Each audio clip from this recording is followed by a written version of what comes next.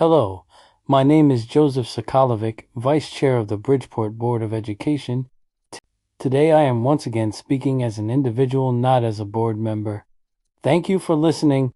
On February 9, 2026, the Bridgeport Board of Education voted 6-2, with one abstention, to request an additional $106 million from the City of Bridgeport. At first glance, that number may sound shocking, but it represents what our students actually need, not what is politically convenient.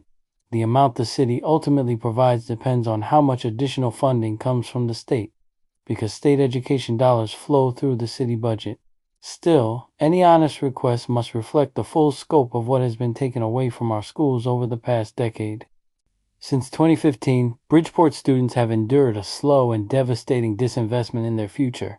This was not caused by declining enrollment or reduced need. It was caused by a refusal, largely at the state level, to fund even basic increases like raises, energy costs, and transportation, to name a few. Since 2015, approximately 300 positions have been eliminated from our district. These were not abstract numbers. These were paraprofessionals, teachers, guidance counselors, literacy coaches, homeschool coordinators, family resource workers, administrators, librarians, and support staff. These were the people who helped our children succeed. Between 2016 and 2020 alone, more than 240 positions were cut.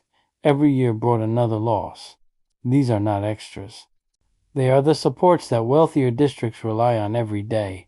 The pandemic temporarily paused the cuts through emergency aid, but once that aid expired, the reductions returned in the 2024 to 2025 and 2025 to 2026 school years. Looking ahead, the district faces a $45 million additional need in 2026 to 2027 just to maintain today's already inadequate level of services. Every dollar below that amount is another dollar taken directly from children. Bridgeport is not alone. While boards of education are forced to vote on these cuts, responsibility lies with those who control the funding system. Connecticut's education funding formula has been frozen since 2013.